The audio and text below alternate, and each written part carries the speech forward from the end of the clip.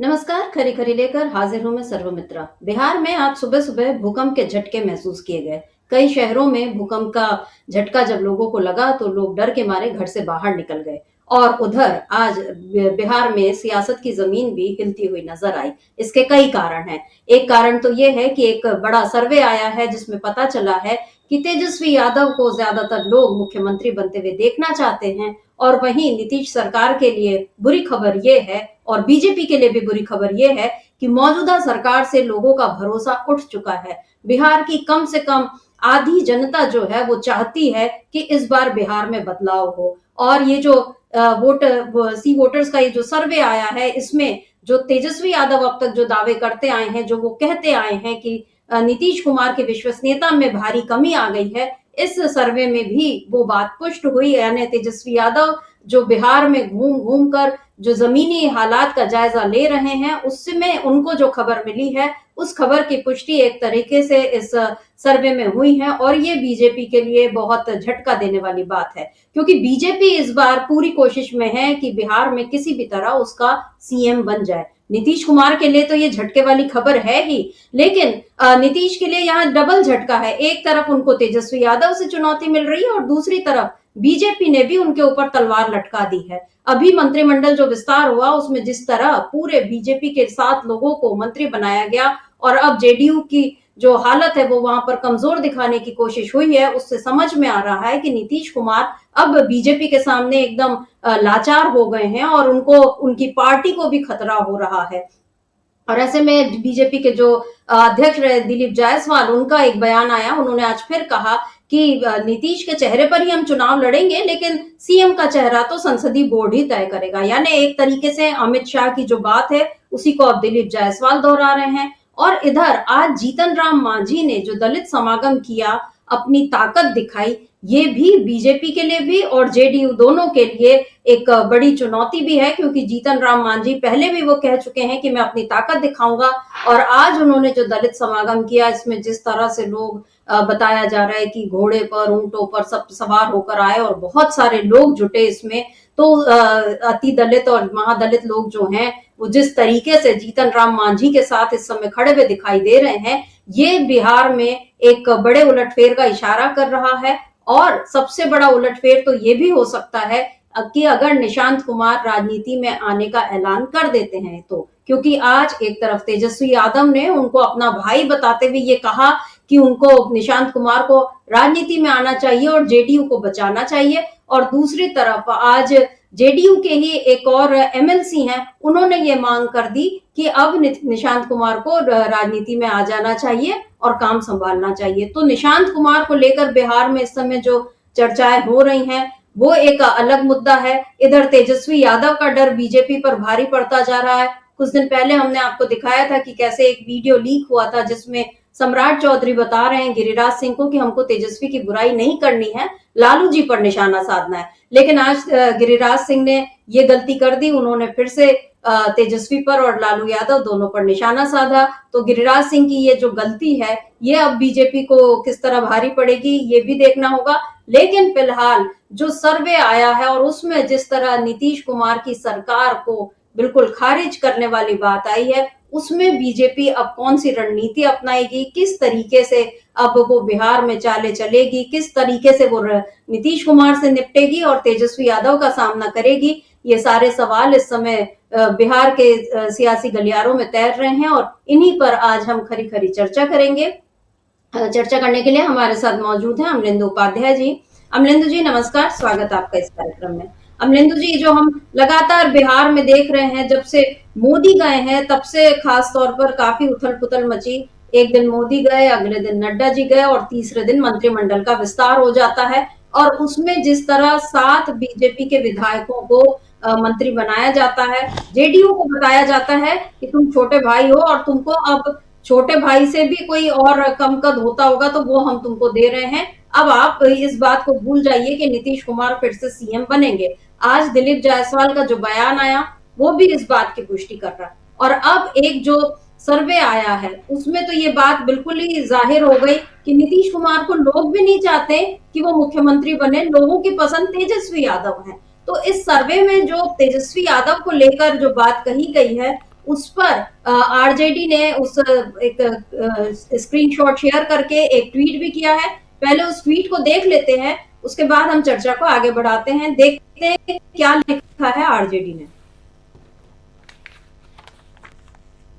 मेरा ख्याल है ट्वीट आने में अभी वक्त है, लेकिन मैं बता देती हूँ कि नीतीश कुमार को केवल 18% लोग चाहते हैं कि वो मुख्यमंत्री फिर से बने, जबकि 41% लोग जो चाह रहे हैं वो तेजस्वी यादव को मुख्यमंत्री बनते हुए देखना चाह रहे हैं। और इधर न केवल नीतीश कुमार की लोकप्रियता में गिरावट आई है, ये देखिए ये ट्वीट भी आ गया जिसमें बिहार राजद का ये ट्वीट है। लिख रहे हैं 41% के साथ बिहार की पहली पसंद तेजस्वी यादव, रोजगार के लिए उम्मीद तेजस्वी, न्याय की आस तेजस्वी, सुख दुख का साथी तेजस्वी, दुखियों का सहारा तेजस्वी, तेजस्वी भव बिहार।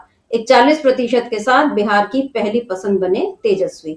ये जो एक सर्वे आया है अमलेंदु जी, ये राजद के लिए कितना बड़ा बूस्ट साबित हो सकता है और नीतीश कुमार के लिए, बीजेपी के लिए कितना बड़ा झटका, क्योंकि तेजस्वी यादव को जो लोग कि वो तो 10th पास भी नहीं है, तो उनको तो कुछ नहीं आता, वो नहीं जानते कुछ, मतलब प्रशांत किशोर से लेकर नीतीश कुमार और तमाम लोग तेजस्वी यादव पर हमला करते रहते हैं। लेकिन यहाँ पर जो हम लोगों ने देखा कि युवा जो चाहते हैं, मतलब इसमें राजद ने जो लिखा कि रोजगार की आस भी जो है वो तेजस्वी से है, और तेजस्वी यादव ने ये बताया भी था।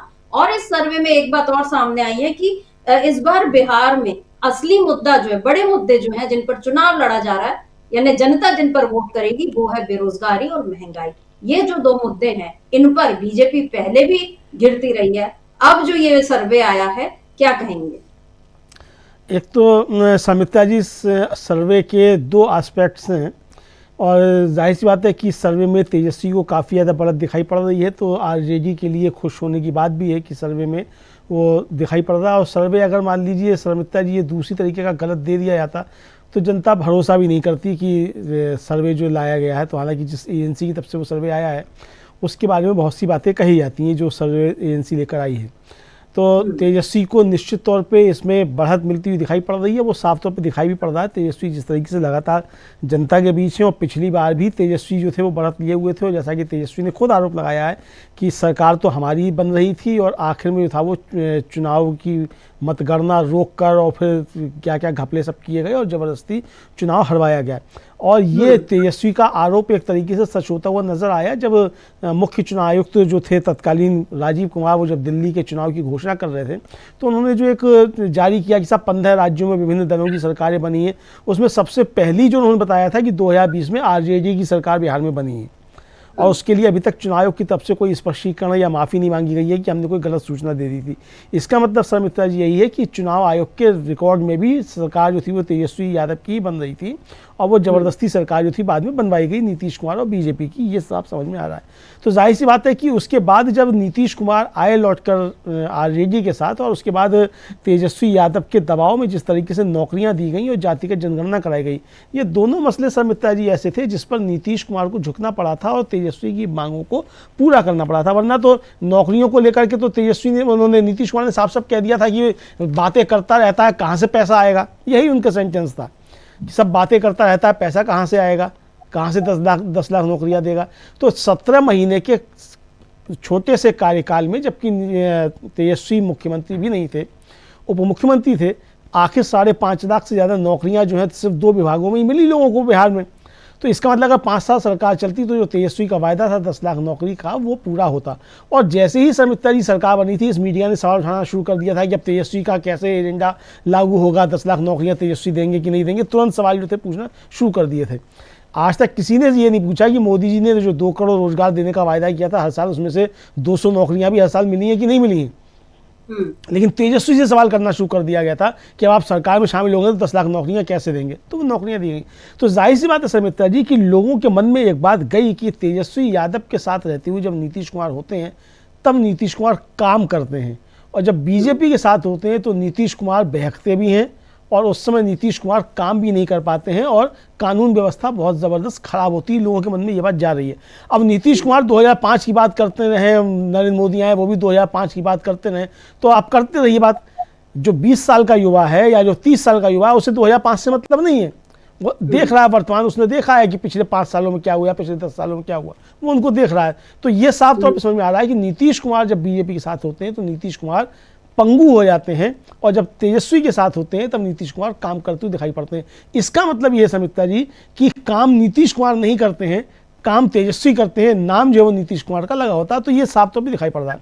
दूसरा, इस सर्वे में एक जो बात और दिखाई गई है समिता जी की 18% तो दिखाया जा रहा है कि नीतीश कुमार को पसंद कर रहे हैं, और इसी के साथ साथ 15% जो प्रशांत किशोर को भी पसंद कर रहे हैं।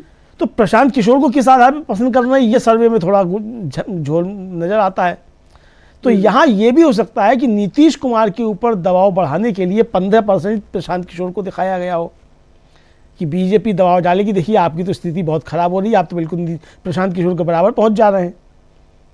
तो ये भी हो सकता है। तो 41% तो ठीक समझ में आता है कि तेजस्वी का मामला ठीक है, लेकिन ये 18 के नीचे जो 15% आ रहा है, इस पर काफ़ी ज़्यादा सवाल उठ रहे हैं कि ये 15% प्रशांत किशोर को आखिर कौन लोगों ने मत दे रहे हैं, उनके समर्थन में आ रहे हैं।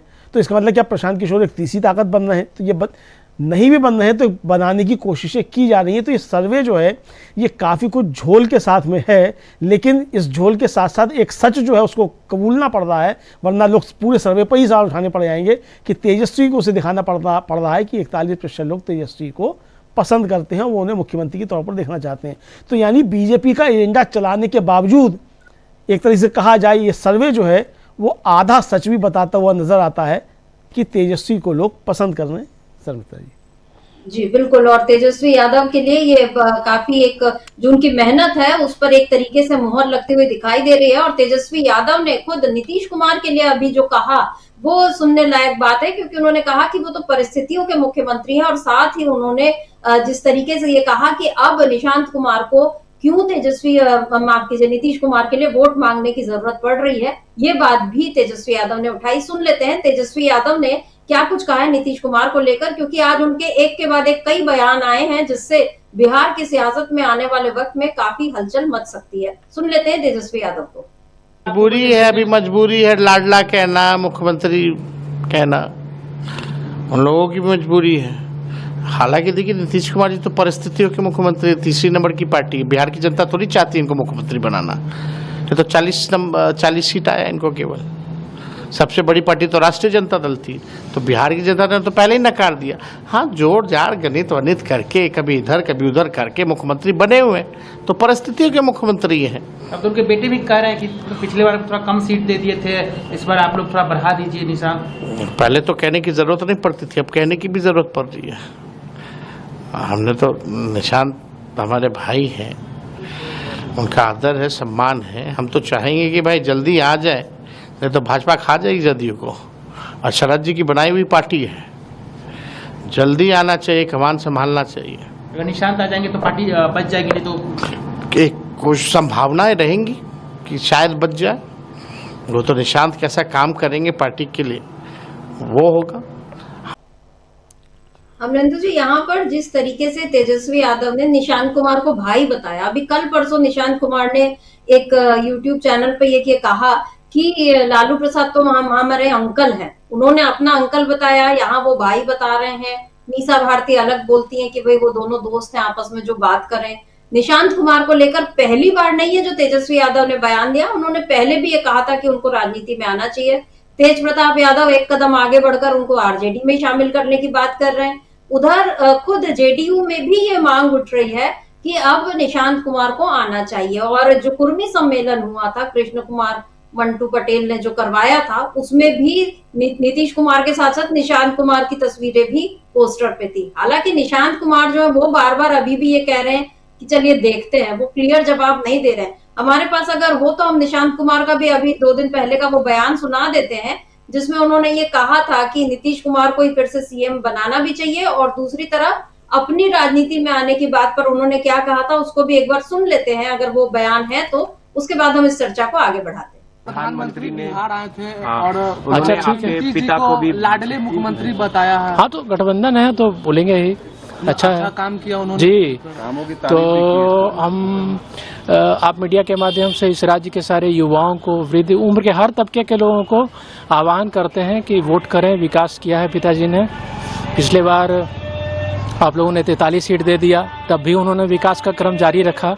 तो इस बार थोड़ा सीट बढ़ाना मांगता है ताकि आगे भी पिताजी विकास जारी रखें। चर्चा ये हो रही है कि आप राजनीतिक में आना। अरे चलिए, कार्यकर्ताओं की भी डिमांड लगातार, और अपने पार्टी के कार्यकर्ताओं को भी मैं आह्वान करता हूं, जाइए जन जन तक पिताजी की नीतियां जो उन्होंने 19 साल में काम किया है, विकास किया, उसको जन जन तक पहुंचाएं।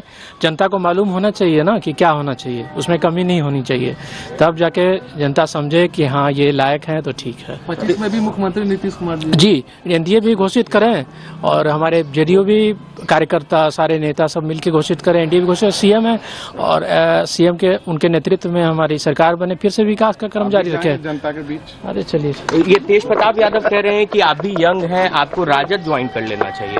अरे बातें हैं, अरे भाई जो भी कहें, जनता के दरबार में चलते हैं, वो बताएंगे क्या करना है, जनता देखेगी कौन क्या कहता है। अगर जनता चाहेगी तो आप राजनीति में आएंगे। अरे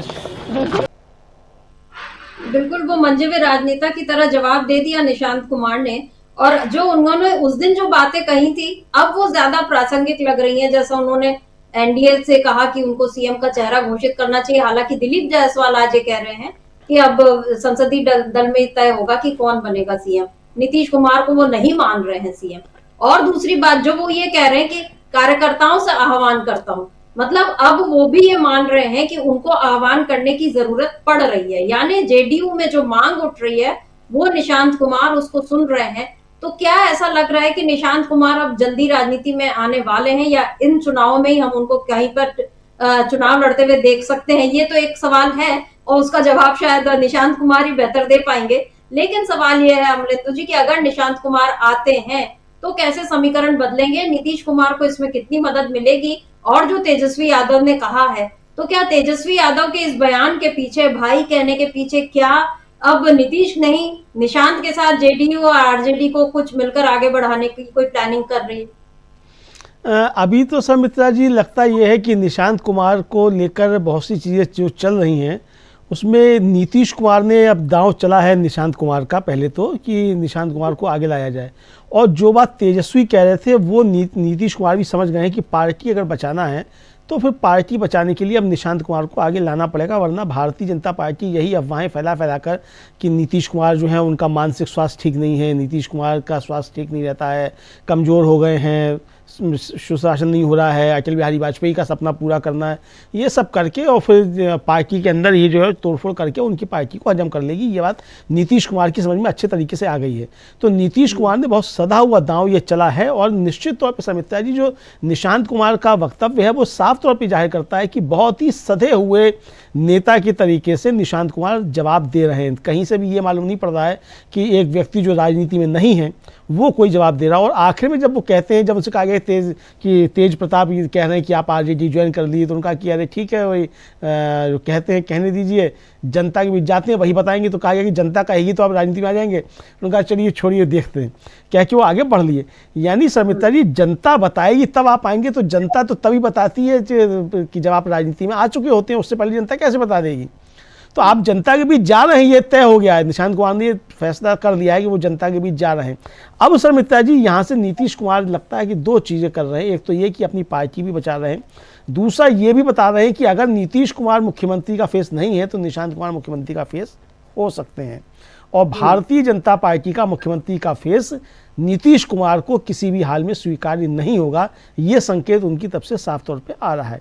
अभी खबर आ रही है, अभी पूरी खबर आई नहीं है, मालूम पड़ जाए कि आज जीतन राम मांझी की पार्टी की जो रैली है उसमें भी नीतीश कुमार शायद पहुंचे हैं, बहुत थोड़ी सी देर के लिए। और अगर पहुंचे हैं, सूचना है तो हम लोग उस पर करेंगे जिक्र। नहीं, बिल्कुल पहुंचे हैं अमलेंदु जी। और मैं बता दूं कि उन्होंने बहुत छोटा सा भाषण दिया। उन्होंने कहा, मैं आप सबका नमन करता हूं, आज पार्टी की मीटिंग हो रही है तो उसके लिए बधाई।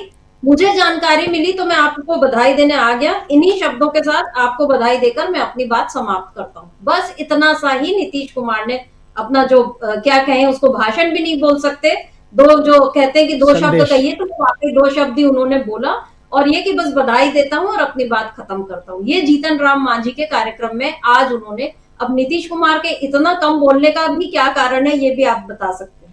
हाँ बिल्कुल समिता जी, आपने खबर दे दी है तो मैं इसकी भी बात कर सकता हूँ।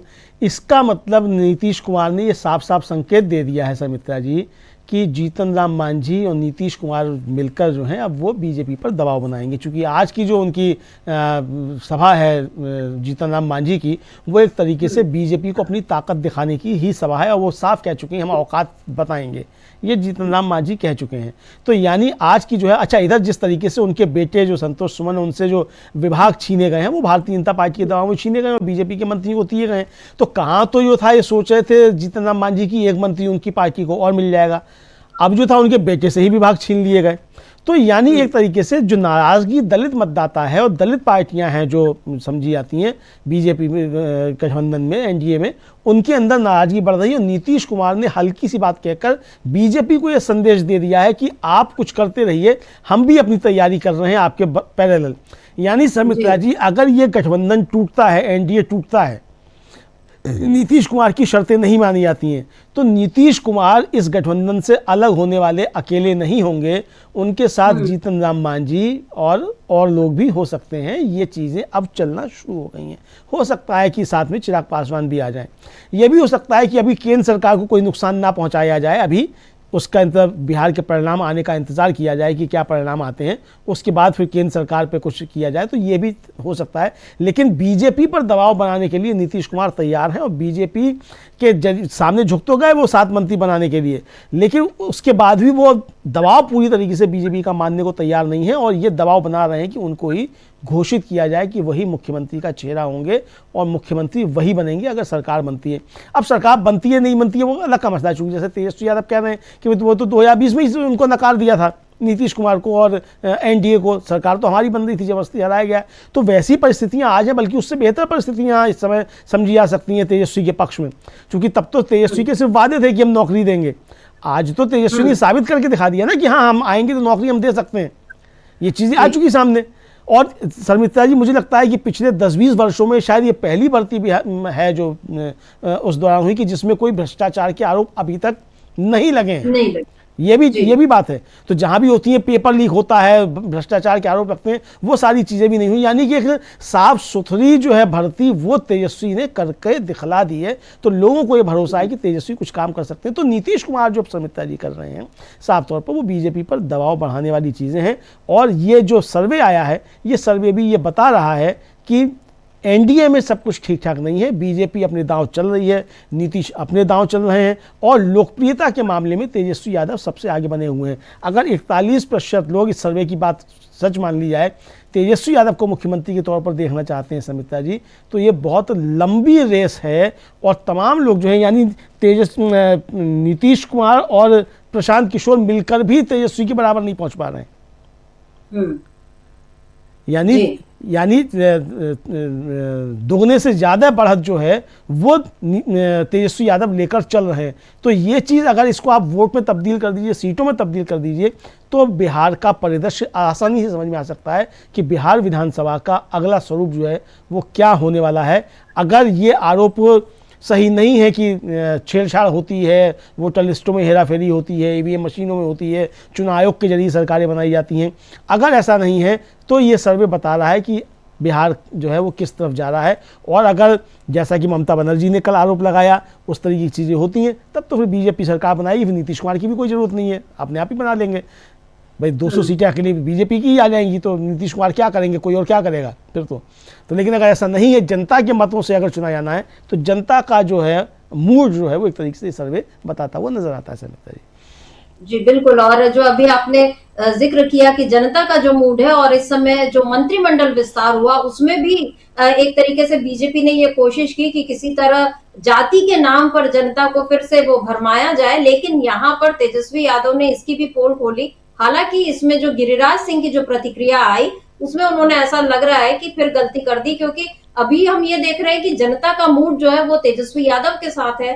सम्राट चौधरी भी शायद इस बात को मान चुके हैं, इसीलिए उन्होंने सर्वे के आने के पहले ही बोल दिया था कि हम को कुछ नहीं कहना चाहिए। वो वीडियो भी एक बार हम देख लेंगे, उस जो वीडियो लीक हुआ है। पर पहले हम सुनते हैं कि तेजस्वी यादव ने ये जो मंत्रिमंडल विस्तार हुआ है इसको लेकर क्या कुछ कहा है। एक बार उसको सुनते हैं, फिर वो वीडियो देखते हैं और फिर गिरिराज सिंह की बात भी सुन लेते हैं। देखिए, जो भी लोग भाजपा की तरफ से या मंत्रिमंडल में जो लोग भी हैं, उनके बैकग्राउंड को भी जरा चेक कर लिया जाए कि कितने केस मुकदमे इन लोगों पर हैं। खैर, इस पे तो हम ज्यादा टिप्पा टिप्पणी नहीं करना चाहते हैं, उनका अपना अधिकार है, मंत्रिमंडल का विस्तार कर सकते हैं, लेकिन ये माननीय मुख्यमंत्री जी का अंतिम ही जो है मंत्रिमंडल विस्तार रहेगा। अब इनके बाद तो एनडीए की सरकार जाने वाली है, 2025 में एकदम एनडीए खत्म होने वाली है। बिहार की जनता ऊब चुकी है, 20 सालों से डबल इंजन की सरकार है और माननीय मुख्यमंत्री जी अब लायक योग्य नहीं रह गए हैं मुख्यमंत्री के पद पर, बिहार चलाने लायक। हम लोग देख सकते हैं थके हुए हैं, कोई विजन नहीं है, चंद अधिकारियों के साथ उठना बैठना है, कोई जनता से संपर्क नहीं है, जनसंवाद नहीं है और लगातार जो है जिस हिसाब से उनकी क्रेडिबिलिटी है गिरती जा रही है, छवि खराब होती जा रही है। अब बिहार की जनता जो है खटारा गाड़ी नहीं चलाना चाहती है, अब बिहार की जनता नया गाड़ी जो है पे सवार होना चाहती है। यहाँ पर अमलिंदु जी, तेजस्वी यादव ने जो कहा, हमको नहीं मालूम कि उन्होंने भी ये सर्वे देखा या नहीं देखा, लेकिन जो सर्वे है उसमें 58% लोगों ने ये कहा है कि नीतीश कुमार की विश्वसनीयता में कमी आई है और 50% लोग तो सरकार से नाराज हैं। तेजस्वी यादव भी यही कह रहे हैं। हालांकि उन्होंने मंत्रिमंडल विस्तार पर भी जो सवाल उठाए कि भाई उनका बैकग्राउंड आपको चेक कर लेना चाहिए था। गिरिराज सिंह ने इस पर क्या कहा है, एक बार उसको सुनते हैं, क्योंकि यहाँ गिरिराज सिंह फिर तेजस्वी यादव पर हमला करते हुए नजर आए। सुन लेते हैं गिरिराज सिंह को। एक गांव की कहावत है, चोरों को सारे नजर आते हैं चोर। क्योंकि लालू जी की सरकार गैंगस्टरों की सरकार रही, इसीलिए वो दूसरों को भी इसी नजर से देखते हैं। यहाँ पर तो अमलेंदु जी उस दिन हाथ जोड़कर गिरिराज सिंह कह रहे थे, अब नहीं कहूंगा। एक बार वो वीडियो देख लेते हैं, क्योंकि उसमें और स्पष्ट हो जाएगा। सम्राट चौधरी बोल रहे हैं हमको तेजस्वी यादव पर कुछ नहीं कहना है। देख लेते हैं एक बार उस वीडियो को भी।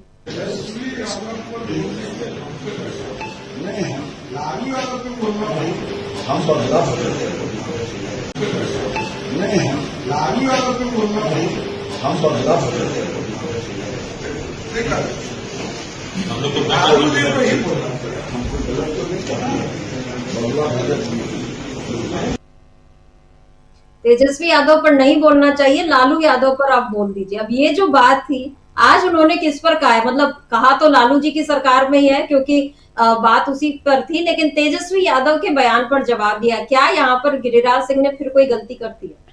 बिल्कुल समिता जी, अब सम्राट चौधरी से मिलेंगे तो बहुत डांट लगाएंगे गिरिराज सिंह की कि आपने ये क्या कर दिया, आप तो और नुकसान करने पे तुले हुए हैं। तो अब लगता है कि सम्राट चौधरी को मुख्यमंत्री नहीं बनने देना चाहते हैं गिरिराज सिंह, क्योंकि गिरिराज सिंह खुद को मुख्यमंत्री का चेहरा मानते हैं और सम्राट चौधरी खुद को मानते हैं। सम्राट चौधरी सोच रहे हैं कि सरकार अगर बन जाएगी एनडीए की तो सम्राट चौधरी मुख्यमंत्री बन जाएंगे। तो लग रहा है जैसे कि आर.के. सिंह जो बीजेपी के पूर्व मंत्री हैं, केंद्रीय मंत्री मोदी जी के मंत्री रहे हैं और सांसद हैं, उन्होंने कहा था कि एक व्यक्ति जो है जो मुख्यमंत्री पद का खुद दावेदार समझता है, उसने हरवाने का काम किया। उनका इशारा किसी तरफ था, वो तो आर.के. सिंह जाने, लेकिन इसका मतलब बीजेपी अपने मुख्यमंत्री पद के चेहरे तैयार कर रही है, तो उसमें एक सम्राट चौधरी भी जाहिर सी बात है कि उप मुख्यमंत्री हैं तो वो हैं। तो इसका मतलब गिरिराज सिंह जो है वो कुछ कमजोर पड़ते जा रहा है। तो अब अगर ऐसा ही चलेगा तो ये तो आपस में ही सब एक दूसरे का खेल खराब करेंगे समिता जी। गिरिराज सिंह सम्राट चौधरी का करेंगे, सम्राट चौधरी आर.के. सिंह का करेंगे, आर.के. सिंह गिरिराज सिंह का करेंगे, तो ये सब खेल चलता रहेगा। उधर वो जो दिलीप जायसवाल जो हैं, जो प्रदेश अध्यक्ष हैं बीजेपी के, उनका इस्तीफा ले लिया गया। वो बता रहे हैं कि चुनाव तो नीतीश कुमार के नेतृत्व में लड़ा जाएगा, लेकिन मुख्यमंत्री जो है पार्टी का संसदीय दल तय करेगा। अरे भाई, जब नीतीश कुमार आपकी पार्टी में है ही नहीं, तो नीतीश कुमार का नाम आपकी पार्टी का संसदीय दल कैसे तय करेगा? तो ये तो वही बात हो गई जो आपने महाराष्ट्र में किया कि चुनाव तो एकनाथ शिंदे के नेतृत्व में लड़ेंगे, लेकिन मुख्यमंत्री का नाम जो वो पार्टी का संसदीय दल तय करेगा। तो पार्टी के संसदीय दल ने तय कर लिया देवेंद्र फडणवीस का नाम। तो ये चीज़ें हैं। इसका मतलब समिता जी कि बीजेपी में भी अंदरूनी तौर पर चीज़ें ठीक ठाक नहीं चल रही हैं और ये तय नहीं कर पा रहे हैं कि इनको आखिर लड़ना किस तरीके से और किससे लड़ना है। यानी तेजस्वी का खौफ, एक तरीके से कहा जाए समिता जी, वो बीजेपी के सिर पर चढ़कर बोल रहा है। फिलहाल जो बयान आ रहे हैं बीजेपी नेताओं के, उनसे ये बात समझ में आ रही है।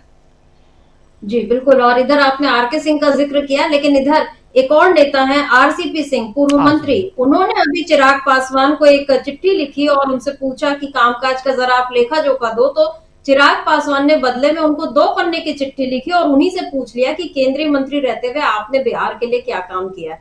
यहाँ पर चिराग पासवान जिस तरह से इस समय भिन्नाए हुए नजर आ रहे हैं, क्या उनको भी अपने भविष्य के लिए खतरा नजर आ रहा है? क्योंकि अब वो समझ नहीं पा रहे हैं कि दिल्ली में भी बीजेपी का ही बोलबाला है। ठीक है, आप दिल्ली में भी उनके सामने आपने सरेंडर कर दिया और खुश हो गए कि चलो एक सीट पर लड़ने दिया, लेकिन बिहार में जिस तरीके से नीतीश कुमार को किनारे लगाने का काम बीजेपी कर रही है, जीतन राम मांझी अपनी अलग ताकत दिखा रहे हैं, चिराग पासवान के चाचा अलग नाराज है और वो आरजेडी के साथ मिल सकते हैं, इस बात की बहुत ज्यादा संभावनाएं दिख रही हैं। तो चिराग पासवान को अगर अपना शक्ति प्रदर्शन करना होगा तो क्या वो कर पाएंगे, या कि फिर बिल्कुल वो भी कमजोर बनकर एनडीए यानी हनुमान जी बनकर ही बने रहेंगे मोदी जी के साथ? हालांकि हनुमान जी कमजोर नहीं है, लेकिन यहाँ पर चिराग पासवान जो दिखा रहे हैं वो पूरी तरीके से अपनी कमजोरी दिखा रहे हैं। क्या कहेंगे? देखिए समित्रा जी, अगर चिराग पासवान की कोई नस दबी हुई नहीं है सरकार के पास, तो चिराग पासवान को बताना चाहिए कि वो रामविलास पासवान के बेटे हैं और वो क्या कर सकते हैं। क्योंकि आपको याद होगा कि जब एक वोट से सरकार गिरी थी अटल बिहारी वाजपेयी जी की, तो उसमें रामविलास पासवान की भी बड़ी भूमिका रही थी। तो अब रामविलास पासवान के बेटे हैं तो ये बताएं फिर चिराग पासवान मोदी जी को। अगर देखिए, अगर नीतीश कुमार को साइडलाइन करने की कोशिशें की जा रही हैं, तो चिराग पासवान अगर ये समझ रहे हो कि नीतीश कुमार साइडलाइन किए जा रहे हैं तो मौका चिराग पासवान को मिल जाएगा, तो ये बीजेपी करने नहीं जा रही है। भाई अगर किसी दूसरे के लिए ही काम करना है तो बीजेपी आप चाहे नीतीश कुमार के लिए करे या चिराग पासवान के लिए करे, एक ही बात है, उसके लिए फिर दोनों एक सही है। तो आपका इस्तेमाल वो नीतीश कुमार को कमजोर करने के लिए तो कर सकती है, लेकिन वो आपको बढ़ावा देगी, तो ये गलतफहमी चिराग पासवान को दिमाग से निकाल देनी चाहिए। अगर बीजेपी को कुछ इंतजाम करने हैं, और जैसे कि आरोप ममता बनर्जी लगा रही हैं उस तरीके के काम करने हैं, या संजय राउत ने, राहुल गांधी ने आरोप लगाए, उस तरीके के काम अगर बीजेपी को करने तो वो अपने लिए करेंगे, किसी नीतीश कुमार या चिराग पासवान के लिए नहीं करेंगे। ये बात समझ लेनी चाहिए चिराग पासवान को अच्छी तरीके से। तो चिराग पासवान के पास भी रास्ता शर्मिष्ठा जी वही बचेगा जो नीतीश कुमार के पास रास्ता होगा। तो अगर अपनी पार्टी बचानी है, अपना अस्तित्व बचाना है, तो चिराग पासवान के सामने भी रास्ता यही होगा कि नीतीश कुमार और जीतन राम मांझी के साथ मिलकर टाटा बाय बाय एनडीए को कहें। तो इसलिए अब ये देखना बड़ा दिलचस्प होगा शर्मिष्ठा जी कि चुनाव की घोषणा होने तक क्या बिहार में एनडीए का स्वरूप यही बना रहता है जो आज है, या कोई नया एनडीए वहाँ होता है, या कोई तीसरा मोर्चा बनकर तैयार होता है जिसमें नीतीश कुमार और रालोसपा और जीतन राम मांझी, चिराग पासवान और पशुपतिनाथ पारस ये सब होते हैं, या पशुपतिनाथ पारस तो खैर उधर जाने वाले हैं, इंडिया गठबंधन में लगभग तय हो चुका है, लेकिन ये भी क्या एक नया कोई मोर्चा बनता है, ये देखना होगा। तो अभी शर्मिष्ठा जी मुझे लगता है कि काफ़ी कुछ चीज़ें बिहार में बदलती हुई नजर आएंगी, और बिहार की राजनीति रोज़ नई करवट लेगी। कभी नीतीश कुमार कुछ करते हुए नजर आएंगे, कभी निशांत कुमार कुछ कहते हुए नजर आएंगे, कभी तेजस्वी कुछ कहते हुए नजर आएंगे, कभी जीतन राम मांझी कुछ कहते हुए नजर आएंगे। सबकी निगाहें शर्मिष्ठा जी इस पर होंगी कि बीजेपी आखिर अपने सहयोगियों के साथ क्या खेल खेलती है, इस पर सबकी निगाहें टिकी होंगी, और सब फैसला तभी लेंगे, और आखिरी समय पर ही सब कोई जाकर फैसला ले पाएंगे शर्मिष्ठा जी, ऐसा मुझको लगता है। जी, बीजेपी अपने सहयोगियों को संभाल कर रखती है या उनको किनारे लगाती है, ये एक सवाल बना हुआ है। और उधर देखने वाली बात ये भी है कि बीजेपी संवैधानिक संस्थाओं को किस तरह अपना सहयोगी बनाकर उनसे काम निकलवाती है, क्योंकि तेजस्वी यादव ने आज इस पर भी एक बड़ा बयान दिया है। उन्होंने चुनाव आयोग को पहले चीयर लीडर कहा था, लेकिन अब ईडी और आईटी यानी इनकम टैक्स को लेकर उन्होंने क्या कुछ कहा, एक बार उसको सुन लेते हैं, फिर हम चर्चा को आखिर पड़ाव पर ले जाते हैं। पहले सुन लेते हैं कि माफ कीजिए, तेजस्वी यादव ने क्या कहा। कोर्ट का मामला कोर्ट में रहने दीजिए, जांच एजेंसियां तो आप जान ही रहे हैं, जब चुनाव आयोग जब बीजेपी के चीयर लीडर हो गया है तो ईडी इनकम टैक्स के बारे में क्या कहा जाएगा। कोर्ट का मामला कोर्ट में रहने दीजिए। अमरेंदु जी, यहाँ पर अभी क्योंकि लालू प्रसाद पर जो वो नौकरी के बदले जमीन का जो मामला चल रहा है, और उस पर तमाम मतलब उनके साथ साथ और भी कई लोगों पर मामले दर्ज हैं, लेकिन यहाँ पर तेजस्वी यादव ने कोर्ट में जो मामला है उस पर तो कुछ नहीं कहा, चुनाव आयोग को चीयर लीडर बताकर और ईडी और आईटी की यहाँ पर जो बात कह दी है, क्या ये भी एक बड़ा इशारा है बिहार के लोगों को बताने का कि देखो बीजेपी जो है सीधे सीधे चुनाव नहीं जीत पाएगी, तो वो ये सारे हथकंडे अभी से अपनाना शुरू कर रही है, या ये अपने नेताओं को नसीहत है कि डरना मत? क्या कहेंगे? देखिए शर्मिष्ठा जी, अब डरने की तो बात निकल चुकी है, अब कोई नहीं डर रहा ईडी और सीबीआई से। और जो डर रहे हैं वो वही डर रहे हैं जो वास्तव में कमज़ोर लोग हैं। मतलब थोड़ा सा भी अगर राजनीतिक व्यक्ति है तो वो समझ रहा है कि ईडी सीबीआई आएगी, यही काम करेगी, ऐसा सब कुछ होगा, ये सबकी समझ में आ रहा है। और तेजस्वी भी इसी बात को कह रहे हैं कि भाई छोड़िए, वो तो जब चुनाव आयोग ही जो है वो चीयर लीडर हो गया तो इन एजेंसियों की क्या बात करना। और रोज़ सुप्रीम कोर्ट से लताड़ लग रही है शर्मिष्ठा जी ईडी और सीबीआई को। कल ही जो है सुप्रीम कोर्ट का एक आदेश आया कि साहब आपके पास अगर कुंटलों में समझ लीजिए कि दस्तावेज है तो इसका मतलब ये थोड़ी है कि आप उसकी जांच करने के लिए लंबे समय तक किसी को जेल में रखेंगे। और पीएमएल एक्ट में कोई बाध्यता नहीं है कि 6 महीने कम से कम जेल में रखना, ये सुप्रीम कोर्ट कह रहा है। रोज़ टिप्पणियां सुप्रीम कोर्ट से आ रही हैं।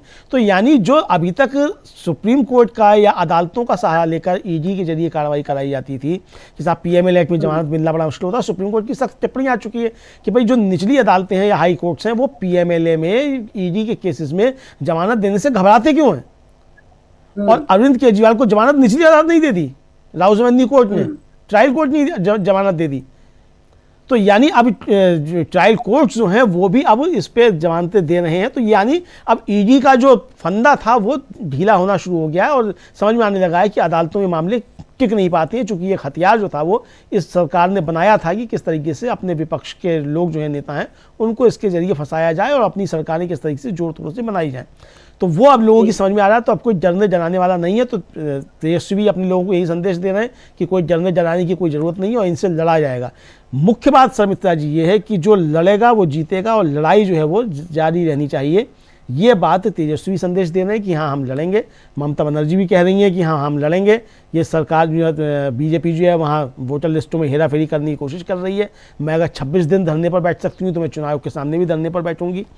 इनको हम ये गड़बड़ियाँ नहीं करने देंगे, ये जो गड़बड़ियाँ कर रहे हैं इनको हम पहचानेंगे, बाहरी लोगों को कब्जा नहीं करने देंगे। तो यानी ईडी सीबीआई के जरिए जो बीजेपी कोशिश करती है अपना प्रभुत्व जमाने की, उसके खिलाफ लोग अब सतर्क भी हो रहे हैं और खड़े भी हो रहे हैं। ये बात अब समझ में आने लगी शर्मिष्ठा जी।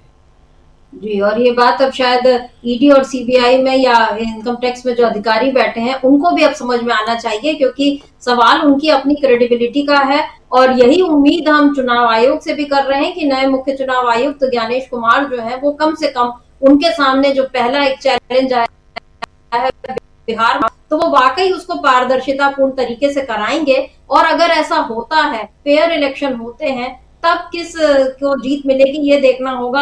आज जो सर्वे आया है उसमें तेजस्वी यादव मुख्यमंत्री बनते हुए दिखाई दे रहे हैं, लेकिन क्या बीजेपी इस हकीकत को स्वीकार कर पाएगी, ये एक सवाल है। और सवाल ये भी है कि क्या इस तरह के सर्वे अभी आने वाले वक्त में और जब आएंगे तो क्या बिहार की राजनीति में उसका असर इसी तरह पड़ेगा और जेडीयू को कमजोर करना, नीतीश कुमार को कमजोर करने की जो बीजेपी की कोशिशें हैं वो और तेज होंगी। ऐसे तमाम सवाल हैं और निगाह बनी रहेगी कि क्या निशांत कुमार अब जल्द ही सक्रिय राजनीति में आने की घोषणा कर सकते हैं। तो बिहार में इस समय बहुत सारी ऐसी खबरें आ रही हैं जिन पर जिनको देखकर चौंक जाते हैं। और अभी ऐसा लग रहा है कि आने वाले वक्त में ऐसी चौंकाने वाली खबरें और आएंगी और इन पर हम आगे भी चर्चा करेंगे। आज इस चर्चा को हम यहीं रोकते हैं। आपका बहुत बहुत शुक्रिया अमरेंदु जी, और शुक्रिया आप तमाम दर्शकों का जो आप हमारे साथ जुड़े और आपने आज की चर्चा को ध्यान से सुना। आगे भी आप बने रहिए डीवी लाइव के साथ और देखते रहिए डीवी लाइव। नमस्कार।